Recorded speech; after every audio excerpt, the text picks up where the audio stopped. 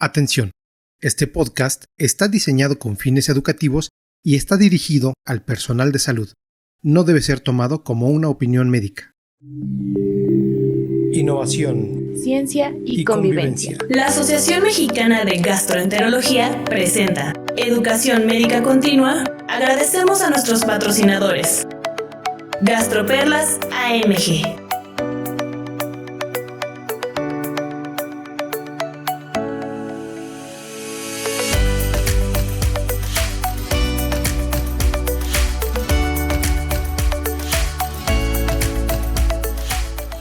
Hola amigos, los saluda Octavio Aguilar. Bienvenidos a este su podcast Gastroperlas de la Asociación Mexicana de Gastroenterología en su edición 120. Agradecemos a nuestros patrocinadores y a la educación médica continua. En esta ocasión hablaremos de educación en endoscopía. Me complace presentar a nuestros invitados. Empezamos con el doctor Johnny Serna, quien es internista, gastroenterólogo y endoscopista, actualmente adscrito al servicio de endoscopía del Hospital Juárez de México. Muchas gracias, Johnny, por estar con nosotros. Gracias, Octavio, por la invitación a la asociación. A continuación, me complace también presentar al doctor Miguel Jiménez. El doctor Miguel es también internista, gastroenterólogo, endoscopista con alta especialidad en ultrasonido endoscópico, quien actualmente se dedica a la práctica médica privada. Muchas gracias, Miguel, por estar con nosotros. Gracias a ti, Octavio, por la oportunidad y a la asociación de estar con grandes amigos y endoscopistas. Gracias a ti, Miguel. Pues vamos a empezar entrando en el tema. Vamos a empezar con las preguntas. La primera pregunta es para el doctor Johnny Serna. Quisiera preguntarte, Johnny, si existe algún perfil ideal de un aspirante a posgrado en endoscopía y, en dado caso, ¿cuál es la formación académica idealmente necesaria para que alguien pueda considerarse un buen aspirante y hacer un posgrado en endoscopía?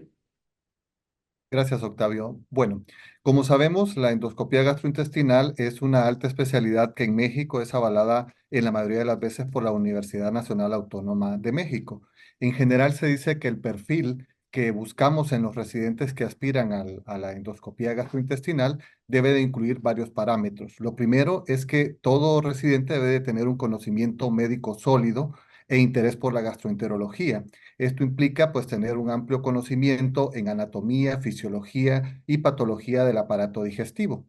Otra cosa importante es que los médicos residentes deben de tener habilidades y destrezas que les van a permitir tener precisión y coordinación para realizar los procedimientos endoscópicos una vez que entren ya a la especialidad como tal. Y por último, deben de tener una capacidad de trabajar en equipo, es decir, deben de tener mucha empatía con los miembros del equipo médico que están involucrados en los diferentes servicios de endoscopía. Y por último, deben de tener un buen adecuado manejo de los pacientes, que no solo implica una buena comunicación afectiva con el paciente, sino que también con los familiares. En general, el perfil que nosotros buscamos es ya sea aquel gastroenterólogo, que es aquel médico general que hizo 2 años de medicina interna y posteriormente hizo gastroenterología, o aquel cirujano general que hizo medicina general y posteriormente hizo la especialidad de cirugía general. Esas son las únicas dos formas de hacer endoscopía gastrointestinal, por lo menos en México.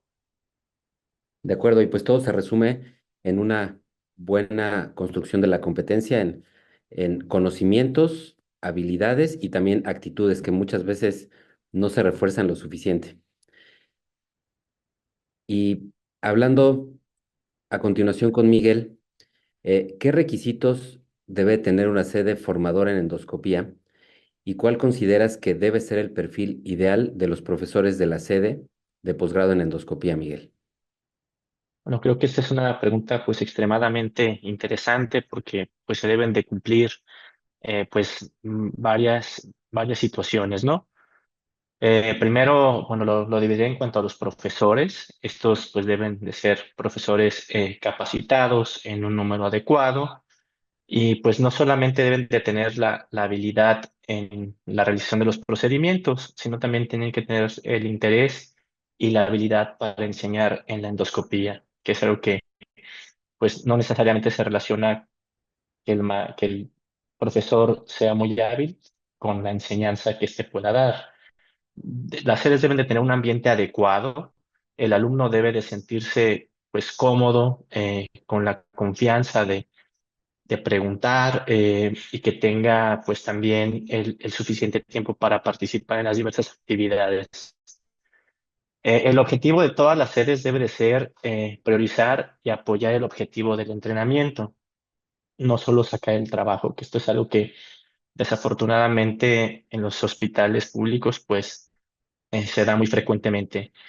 Otro punto muy relevante es que las sedes deben de tener un volumen de procedimientos adecuado para asegurar que todos los alumnos que tengan pues salgan con competencias muy similares, ¿no? También tener los recursos necesarios para poder realizar los procedimientos. El no tener dispositivos necesarios para esto pues puede tener un efecto deleterio. Otro punto muy importante es el programa académico. Como vimos, pues lo cognitivo también tiene un papel muy relevante en la formación y la evaluación, lejos de ser por exámenes semestrales o anuales, debe de ser una evaluación continua, ¿no? Que eso lo debe de dar pues los diversos profesores. El entrenamiento, a resumidas cuentas, debe de ser manual o técnico, visual y cognitivo para una formación integral. Y por último, algo muy relevante es que también deben de involucrarse pues en actividades de investigación. Respecto a los profesores, brevemente, bueno, las guías dicen que deben de tener al menos 3 años de experiencia tras el egreso. Esto es algo que debe ser idealmente. Como ya repetí, pues los conocimientos, las habilidades y las actitudes, ¿no? De liderazgo, motivación y trabajo en equipo. Y también adaptarse al nivel de cada nivel, al nivel de habilidad de cada residente, ¿no? Porque cada uno aprende a diferente paso. Incluso es tan relevante lo del profesor que ya hay cursos de enseñanza en endoscopía para ellos, ¿no? Que es el Train the Trainer. Es algo que se ha hecho mucho énfasis últimamente. De acuerdo, pues podríamos resumirlo en una sede con la infraestructura adecuada, un muy buen volumen de casos, buscando un balance entre el volumen de casos y el número de residentes que estén cursando para que puedan tener los números necesarios, y profesores con buena disposición, con experiencia y con características especiales como liderazgo y motivación. Continuando en la misma línea, Johnny, ¿cuál consideras que es el modelo ideal de enseñanza de la endoscopía? Bueno, basado en las guías, el modelo ideal que aspiramos a tener en los diferentes centros en donde enseñamos endoscopía gastrointestinal es aquel que combina tres aspectos importantes. Lo primero es la teoría. Lo segundo es que debemos de contar con prácticas simuladas y por último, la experiencia clínica progresiva. Voy a explicar brevemente en qué consiste cada uno de estos parámetros. Obviamente la base sólida es los conocimientos que habíamos mencionado en anatomía, fisiología y patología del aparato digestivo. Tenemos que facilitarle al residente los entrenamientos en simuladores que permitan el desarrollo de habilidades, técnicas y mejorar obviamente la coordinación entre la mano y el ojo. Esto, obviamente, este aprendizaje debe ser supervisado, guiado por endoscopistas expertos, quienes van a dar una retroalimentación importante al médico residente de manera personal. Como ya mencionaba Miguel, cada residente aprende de manera diferente. Y esto nos va a permitir posteriormente la experiencia clínica progresiva, es decir, en qué momento vamos a dejar hacer al residente los procedimientos endoscópicos, empezando desde los más sencillos hasta los más complejos, obviamente en una línea del tiempo. A medida que vaya avanzando el residente en los diferentes procedimientos, vamos a ir haciendo las evaluaciones pertinentes, haciendo las recomendaciones pertinentes en cuanto a qué ha fallado, en cuanto a lo que ha hecho bien, para ir obviamente mejorando las áreas de oportunidad de cada uno de los residentes. De acuerdo, pues es un modelo complejo que con el paso de los años pues va requiriendo incluso más base formativa para ser profesor. Y en la misma, un poco continuando con esta serie de preguntas respecto a la enseñanza, la tecnología va permitiendo que se vayan mejorando los modelos de simulación de diversos tipos. ¿Cuál es el papel actual de los simuladores en el entrenamiento de la endoscopía, Miguel? De acuerdo, tienen un papel pues muy relevante ya que el método tradicional de observar primero y realizar después el procedimiento en el paciente pues dista mucho de ser perfecto. Si bien sigue siendo el método más importante ya que hasta el momento no hay ningún simulador que pueda cumplir las funciones táctiles de visualización que el paciente real, bueno, eso se asocia a un mayor consumo de tiempo respecto a la curva y a mayor incomodidad para el paciente en algunos casos. El uso de simuladores pues no es nuevo, ayuda a que el residente vaya a su propio paso y pueda repetir los estudios pues de manera que él considere necesaria, ¿no? Hay tanto para procedimientos diagnósticos como terapéuticos, hay mecánicos, hay modelos en vivo o ex vivo, cada uno con sus ventajas y sus desventajas. La evidencia no hay mucha evidencia sobre el uso de simuladores, pero lo que sí sabemos es que son muy útiles, sobre todo en la fase inicial del adiestramiento. ¿De acuerdo? La verdad es que pues hay que aprovechar estas tecnologías cuando se tengan disponibles como para empujar un poquito al inicio del aprendizaje. Johnny, es bien sabida que existe una creciente complejidad en los procedimientos endoscópicos, la endoscopía es cada vez más especializada y hay procedimientos cada vez más complejos. ¿Qué soluciones propondrías para evitar vacíos en la formación respecto a procedimientos complejos? Bueno, esta es una pregunta muy interesante, Octavio, debido a que yo creo que es una de las grandes preocupaciones de las diferentes sedes que formamos residentes en México, ¿no? El saber si el residente es proficiente en las diferentes áreas o los diferentes procedimientos en los cuales están avalados en el programa de la Universidad Nacional Autónoma de México. Obviamente, es muy difícil de que el residente salga proficiente en todas las áreas que nosotros queremos, pero nosotros como áreas formadoras de residentes podemos hacer varias situaciones que podemos implementar en las diferentes sedes. Uno de ellos es la implementación de programas, hacer que el residente vaya a rotaciones especializadas a centros donde obviamente tengan mayor experiencia, por ejemplo, en ultrasonido endoscópico, en disección endoscópica de la submucosa, en procedimientos de tercer espacio. Establecer obviamente también los programas de mentoría personalizada para cada uno de los residentes. ¿Por qué? Porque esto va a permitir que cada residente tenga la retroalimentación necesaria de acuerdo a cada una de las áreas de expertise de los mentores. Obviamente, favorecer que también los residentes tengan simuladores para que practiquen estos procedimientos de alta complejidad antes de realizarlos en procedimientos en pacientes como tales. Obviamente también tenemos que tener una capacitación continua, favorecer el desarrollo de talleres, de cursos organizados donde se involucren profesores nacionales e internacionales y que se practiquen procedimientos de alta complejidad. Establecer nexo con otras instituciones para hacer webinar o plataformas online donde el residente pueda establecer las bases teóricas de estos procedimientos de alta complejidad. Y obviamente, una vez que ya establezcamos estas diferentes redes de intercomunicación entre las diferentes sedes y entre hospitales nacionales e internacionales, podemos hacer una retroalimentación de qué cosas no tenemos y qué cosas podemos facilitar al residente en otras sedes, ¿no? Yo pienso que esto es un trabajo en equipo entre las diferentes sedes. Por ejemplo, establecer redes de comunicación. Yo que estoy en el Juárez, ¿qué hago más yo de procedimientos endoscópicos? Enviar a mis residentes, por ejemplo, al siglo XXI para que practiquen tercer espacio o para que conozcan tercer espacio, etcétera, ¿no? Yo creo que las redes de comunicación o que se establezcan entre las diferentes sedes que formamos residentes es básico para llenar esos vacíos de aprendizaje que probablemente queden en los residentes y permitir que los residentes sean proficientes en la mayoría de las áreas que se establezcan en los diferentes programas académicos. Completamente de acuerdo y muy bien complementado por las mentorías.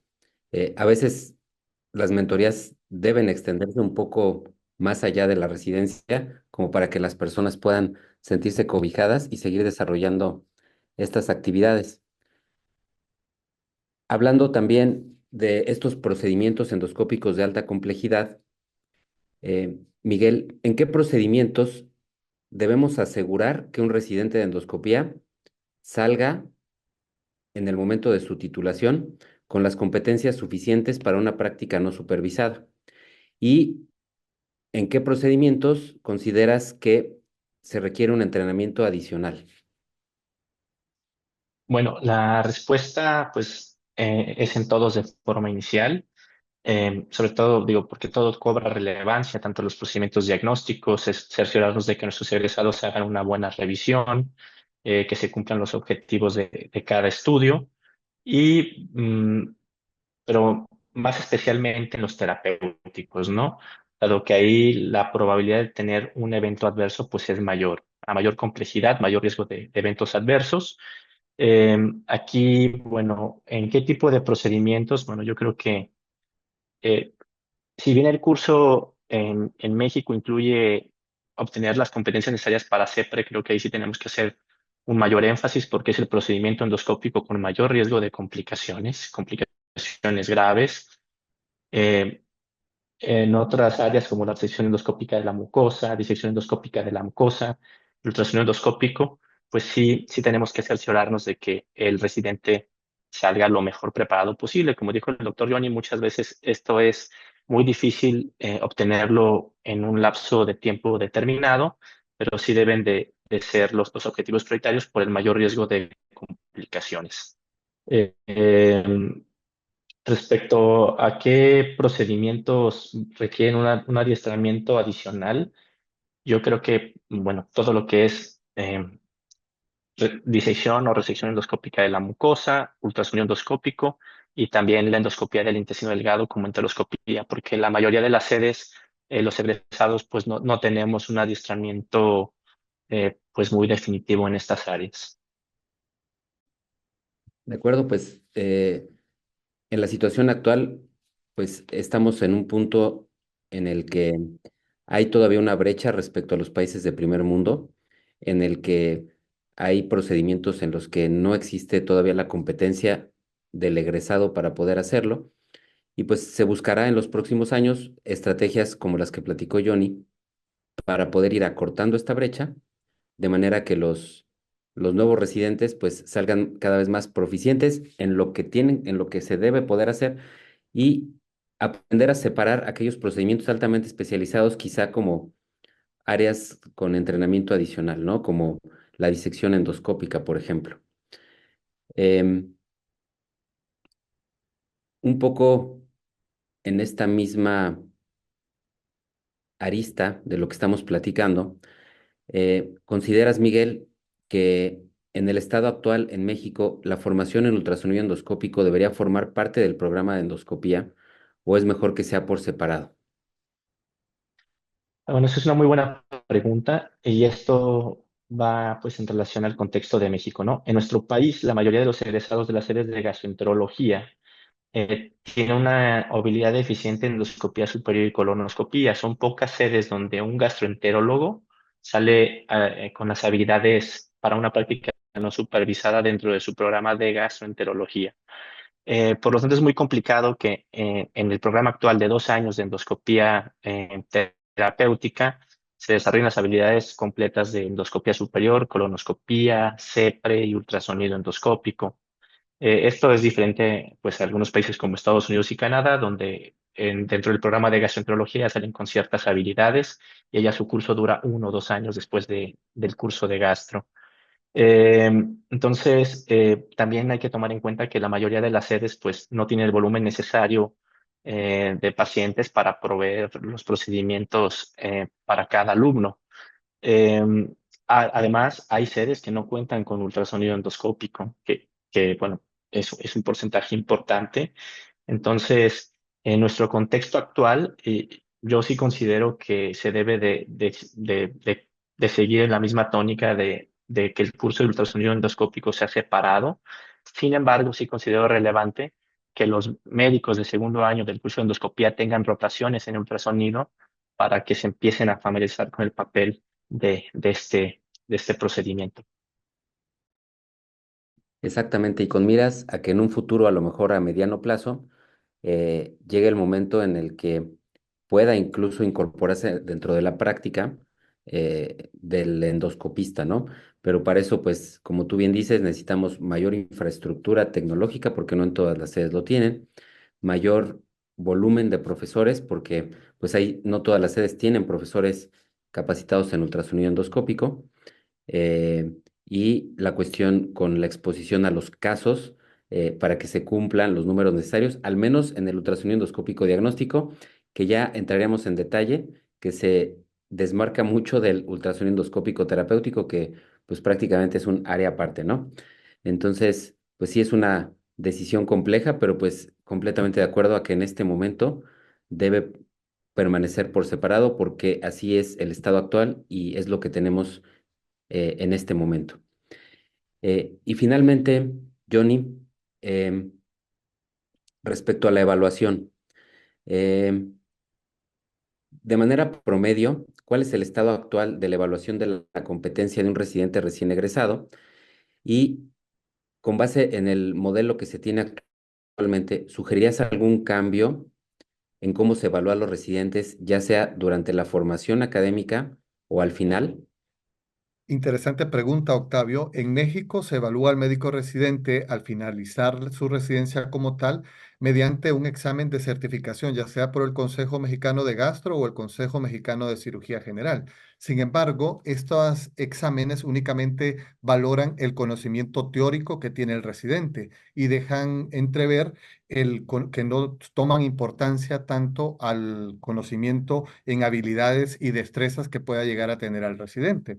Yo creo que es un punto importante a considerar y es por eso que yo creo que algo que podríamos cambiar nosotros es incorporar dentro de los exámenes de certificación no solo el aspecto teórico que debe de conocer obviamente todo residente, sino que también hacer un examen práctico, poder que las sedes que formamos residentes puedan evaluar a los residentes de otras sedes para ver si tienen las habilidades y destrezas, poder hacer una retroalimentación al mismo residente, que es algo que habitualmente no se hace actualmente en México, hacer esa retroalimentación de qué áreas de oportunidad tiene el residente recién egresado.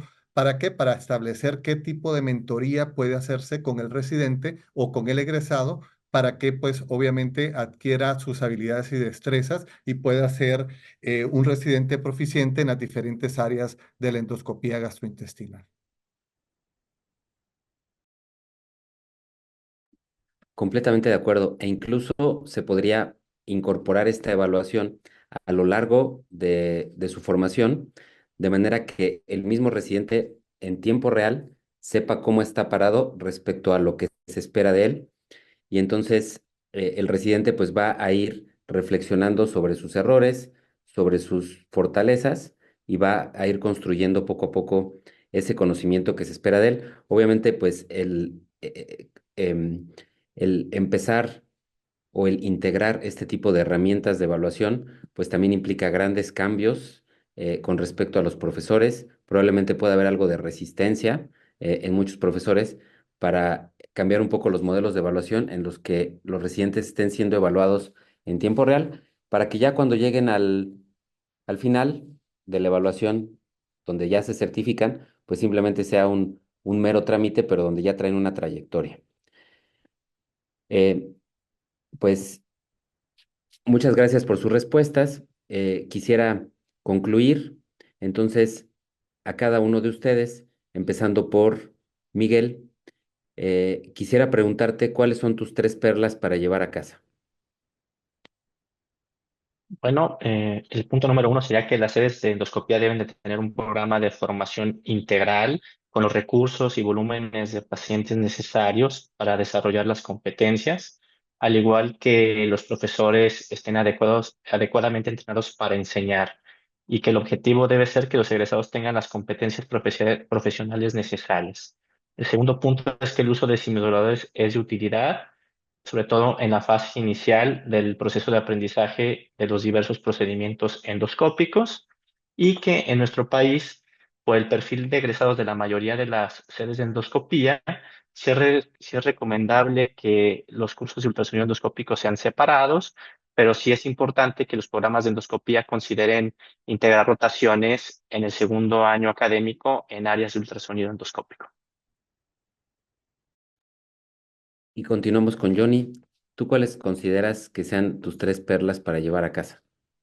Lo primero es que tenemos que cambiar el paradigma en la enseñanza de la endoscopía en México, adaptándonos obviamente a las necesidades individuales de la enseñanza de cada residente, porque como mencionamos a lo largo de todas las preguntas, cada residente aprende a ritmos diferentes.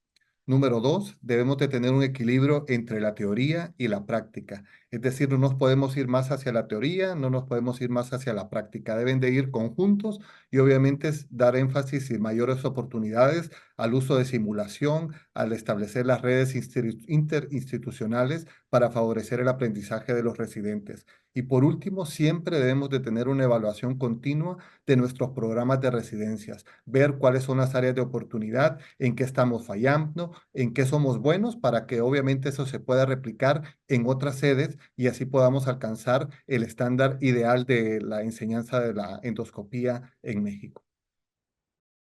Y quizá yo también, de lo que ya platicamos, yo agregaría algunas otras cosas, como por ejemplo, hacer énfasis en la formación pre-curso de endoscopía, es decir, procurar que los residentes o los aspirantes lleguen con cierta habilidad en el manejo del endoscopio, que pues eso sería lo ideal, que al menos sepan hacer una endoscopía. Colonoscopía a lo mejor sería pedir mucho, pero que sepan manejar un endoscopio para que las habilidades terapéuticas vayan surgiendo poco a poco. 2, también agregaría el hecho de la evaluación continua con retroalimentación a los residentes a lo largo de su programa, no solo dejarla al final, como tú bien dices, buscando siempre un balance diagnóstico y terapéutico. Y 3, el hacer mayor conciencia sobre la importancia del ultrasonido endoscópico, a lo mejor no con miras a que actualmente se incorpore por todas las cuestiones de la infraestructura, pero sí que en un futuro el ultrasonido endoscópico ya lo veamos más como una realidad que como una fantasía exclusiva de los hospitales de tercer nivel, porque pues en este sentido, México respecto a países altamente desarrollados probablemente pudiera estarse quedando atrás, especialmente cuando se trata de procedimientos terapéuticos. Y esto no solo en ultrasonido endoscópico, sino también en los procedimientos avanzados. Eh, pues les agradezco muchísimo su presencia, el haber compartido con nosotros sus valiosos conocimientos, sus valiosas opiniones de este tema que es muy importante para mejorar en sí a la endoscopía, que pues es de lo que nosotros vivimos y a lo que nos dedicamos.